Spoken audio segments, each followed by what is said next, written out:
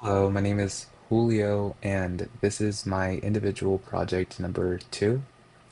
For this reflection video, I chose to focus on government rules and protests as forms of popular culture, specifically the current immigration climate surrounding ICE and Homeland Security.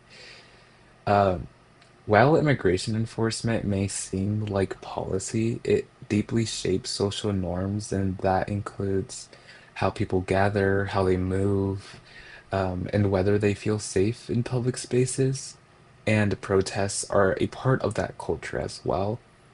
Um, they're how the community responds when they feel unheard and unrepresented in structures that were formally created to make them feel heard and represented. I am Mexican American, and I am the first generation in my family born in the United States, and that identity has always meant something powerful to me. It's meant that my family sacrifices turned into stability, and it meant that the fear my parents once carried would not define my future. Um, but recently, I feel that fear has been returning within my family, and a fear that I was unfamiliar with, but one that I am starting to experience. My immediate family has citizenship, but people I love still don't. And they follow the law, they contribute, they volunteer, some help feed families in our community, and yet the expansion of detention facilities and aggressive enforcement makes me question what security actually means. If the goal is deportation, I question um, why build large scale detention centers? Why build systems that hold thousands for extended periods of time? That kind of infrastructure does not feel temporary or like administration. It feels more intentional and like strategy.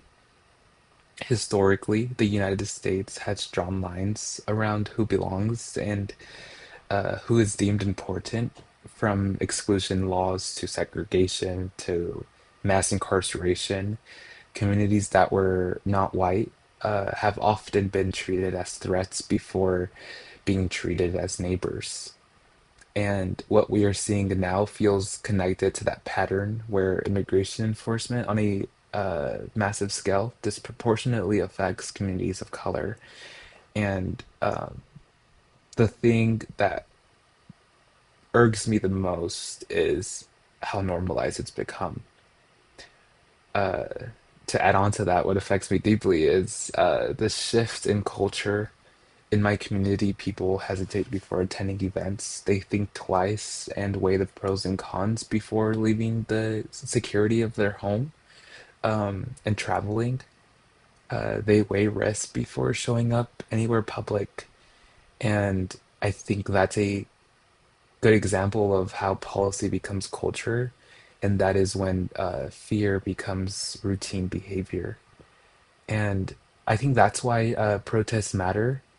When I see people in the streets, when I see demonstrations on campus or in cities across the country, I see something powerful. People become, uh, or I guess protests become a reclaiming of visibility. It's a way of saying, we are here, we belong, and we refuse to disappear quietly. And again, for me, protests are not chaos. Uh, They're a response to feeling erased and unrepresented. I grew up hearing that America was the one place where a foreigner could become a citizen. And that promise shaped my family's dreams, but now that idea kind of feels fragile. It's almost like a story we repeat but struggle to uphold. And as a first generation American, I feel caught between the sense of gratitude and anxiety, between pride and fear, between the America we were promised and the America that we're experiencing. And that tension is not abstract, just like the idea of immigration. Um, It lives within my family and it lives in my community. And unfortunately, it's become a part of my life.